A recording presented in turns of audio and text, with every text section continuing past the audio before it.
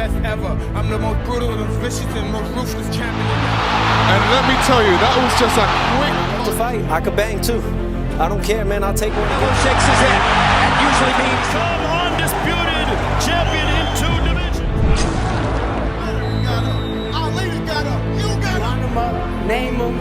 I'm ready for what? Embarrassingly. So for me,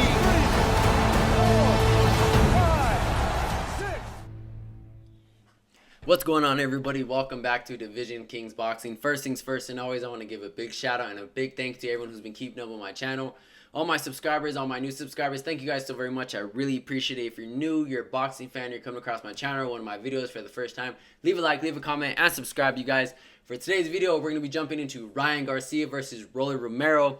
You guys have been seeing the back and forth on them on social media, with Ryan Garcia stating that Rolly Romero just outpricing himself for a fight, and Rolly Romero going back and forth to Ryan Garcia with Golden Boy and Oscar De La Hoya, and just pretty much Ryan Garcia just wasting his time, and he's going to possibly get a potential fight with Pitbull Cruz, and that's what he's going to move on to. This fight is absolutely ridiculous not to happen, you guys. It just makes both sense on both sides for this fight to happen. And before I get into that, like, you guys already built up this potential fight pyramid with showing your guys' sparring footage and you guys going back and forth and all this bad blood. You guys are building it and building it and building it, and finally when you guys get to the top, it comes crashing down because you guys can't come to an agreement on who's the A side. Maybe it could be because Ryan Garcia doesn't hold the belt and Rolly Romero does hold that WBA, and that's exactly what Ryan's after, because Ryan Garcia did state that it doesn't matter about belts anymore.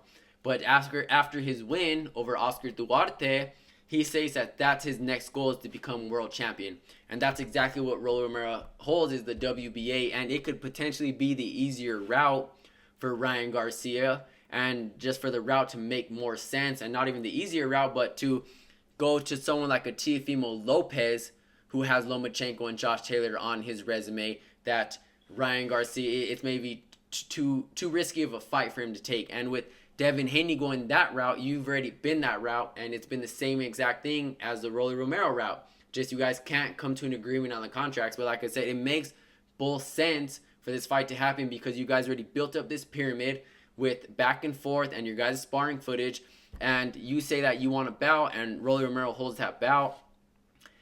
Ryan Garcia brings ticket sales and more people to the event and more people buying pay-per-views, and I get that. And maybe Rolly Romero is maybe possibly stating on his side that I hold the WBA, I'm the champion, I'm one of the champions at 140, I'm the A side. But like I said, it doesn't matter. You guys are both going to make good money. It's good for Ryan Garcia because if he does beat Rolly Romero, he gets his WBA, he becomes a champion, and he could potentially unify between a Devin Haney, who does also have back history with Devin Haney, could potentially be in a sellout firework fight. And not only that, if it works out with Rolly Romero too, because if Rolly Romero does beat Ryan Garcia, imagine how much more opportunity Rolly Romero is going to have, how many doors are going to open for Rolly Romero to have if he does beat someone like a Ryan Garcia. If he does have Ryan Garcia on his resume, it could potentially open more doors, more money, and the boxing world could potentially maybe, okay, he beat Ryan Garcia, maybe he does belong in the 140-pound division, and maybe he does have some say-so in what he says. Because you guys know Rolly Romero, man. Rolly Romero does talk crazy. Rolly Romero just does what he does, but you can't say that doesn't help his side in the sport of boxing, that what Rolly Romero does with his mouth potentially brings a lot of ticket sales to his events just by what he says. Like, you guys already know if this fight happens, it's going to be a huge money grab. Everyone's going to walk away happy regardless of the outcome. Both fighters are getting paid good. Like I said, Ryan Garcia, if he does win, he gets his belt. If Rolly Romero wins, he has that Ryan Garcia on his resume, and that brings so much opportunity to his side and so much leverage to his side. But at the same time, if like you guys can't come to an agreement on who's the A side, it's both. You guys just wasted so many time on you wasted time on Ryan Garcia's side, and you wasted time on Rolly Romero's side. But let me know what you guys think about this video, and also too as well, guys, I really want to see how well Ryan does in the ring against Rolly Romero at 140. Reason why I say that, because you guys have seen their sparring footage too as well. Ryan Garcia was a little bit more on the slim side, not really as thick and as big as Rolly Romero, but you guys seen Rolly Romero was roughing him up. I wouldn't see being a little bit dirty, but definitely using his weight on him. And Ryan Garcia is in the 140-pound division. He's put that size on. He's put that bulk on. He's put that muscle on. And with Ryan Garcia's defense looking a little bit iffy, and you guys know Rolly Romero, like I said, Rolly Romero is going to bring it to the press conference. He's going to bring it to the interviews, and he's definitely going to sell. Rolly Romero is definitely going to sell that fight, and it's already bad blood between them.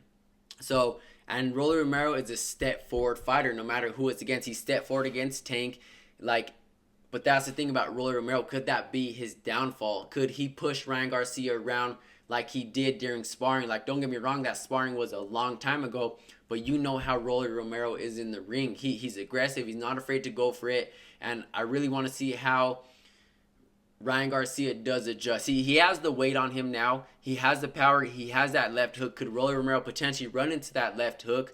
And at the same time, you just have to think how big this fight could possibly be with Ryan Garcia, with his platform, with his social media, bringing money to the sport. With Rolly Romero does what he does and what he brings to on his side with the pay-per-views and with the press conferences, because you know Rolly be talking like he's talking crazy, and that brings ticket sales, and it brings people, and it brings pay-per-views to the fight. So you can't necessarily sit here and say that Rolly isn't bringing anything to the fight. Like I said, you guys know Rolly Romero in the press conferences, but let me know what you guys think about this video, and you catch you guys in the next one. I'm out.